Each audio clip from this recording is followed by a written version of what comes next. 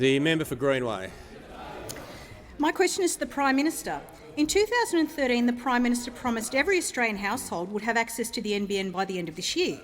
Is the Prime Minister at all concerned that to deliver on his promise, he has to connect 7.8 million premises in the next 37 days?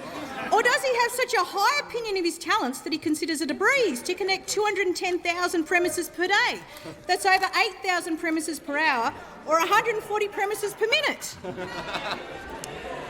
Prime Minister has the call. I thank the honourable member for her question. Now, the honourable member will recall that at the time we inherited the NBN from her government, only 51,000 premises had been activated in 6 years of Labor government. In the last 4 weeks, nearly 90,000 premises were activated.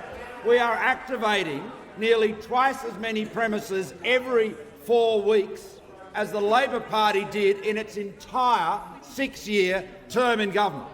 Now, that is the difference. We are getting on with the job and we are building the NBN.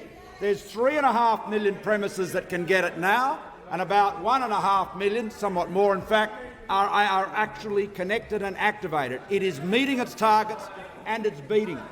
But the Labor Party is relentless in its desire to mislead and spread falsehoods about the NBN. Member for Greenway. Let's look at this. Let's look at what the Leader of the Opposition said today in a considered ministerial statement. Now, he said, after insisting the government's funding contribution was capped, the Liberals have been forced to step in with a $19.5 billion loan to complete the rollout. Mr Speaker, ever since the first corporate plan since the election, ever since the first strategic review of Labor's NBN, it has always been clear that the NBN would have to borrow a substantial amount of money to complete the project. It was always clear. And it was always clear that the $29.5 billion commitment was for equity. That's to buy shares in the company for the benefit of the Leader of the Opposition, as distinct from borrowing money. So it has been perfectly clear for years and years that the government was going to have to provide a loan, or a loan would be given from third parties to the NBN Co to complete the rollout. That was always clear.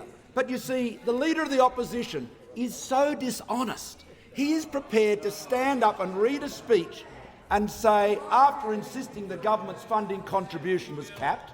That is not the case. We said the equity contribution was capped, and it is. We were always going to need to borrow money.